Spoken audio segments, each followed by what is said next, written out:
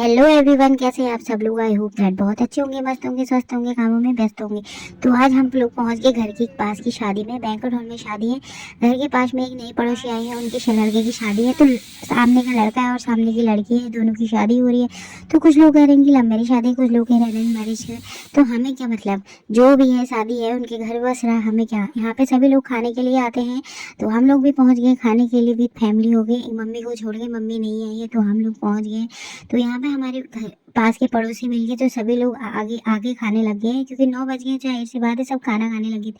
लेकिन खाने की थाली आगे से हो और कैमरा हो, तो सभी लोग यही कहते हैं हाँ हाँ।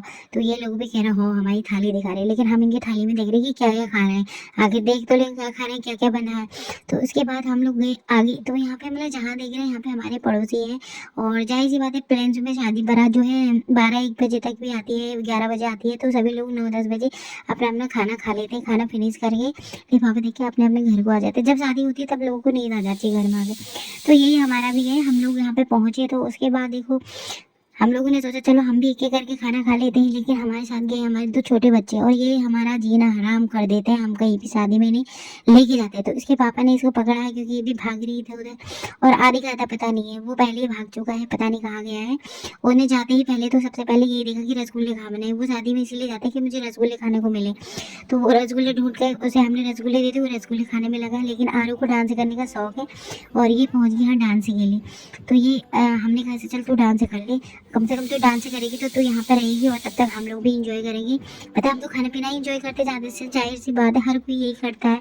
तो हम लोग यहाँ पे इसे भेजा तो ये डांस करने गई। और यहाँ पे यूपी की शादी है, तो यूपी के गाने लगे थे। और मेरी लड़की है बिल्कुल एकदम से, बिल्कुल एकदम प्योर पहाड़न, तो इसको पहाड़ी गाने ही समझ में आते हैं। तो मैंने सोचा चलो इसके लिए पहाड़ी गाने लगा देती हूँ। तो इतने में मैं गई डीजे मास्टर के पास। मैंने डीजे मास्टर से बोला भाई तो ना जरा पहाड़ी गाने लगा दे। तो उसने पहाड़ी गाने लगाए। उसने कहा कौन से गाने लगाने, मैंने कहा ठुमक ठुमक लगा दी। तो जाए मैंने कहा मेरी लड़की को तो समझ में आ ही जाएगा, और वो बाद में हिंदी गाने में कर लेंगी। तो मैंने जैसे इसके लिए ठुमक ठुमक गाना लगाया, तो ये लड़की ना भाग भाग के आ गई ठुमक ठुमक गाने में। तो तुम्हें पता ही होगा ठुमक ठुमक गाना कितना वायरल सॉन्ग है, और जो अब डिलीट हो चुका है। जैसे मैंने ठुमक ठुमक लगाया तो सभी बच्चे डांस करने लगे। तो मुझे भी बहुत अच्छा लगा कि ठुमक ठुमक में सारे बच्चे इंजॉय कर रहे हैं।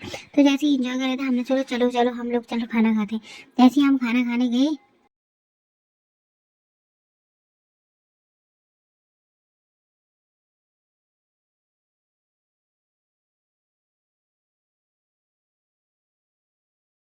जैसे हम खाने के लिए गए तैसे आरू फिर से वहाँ से गायब हो गई।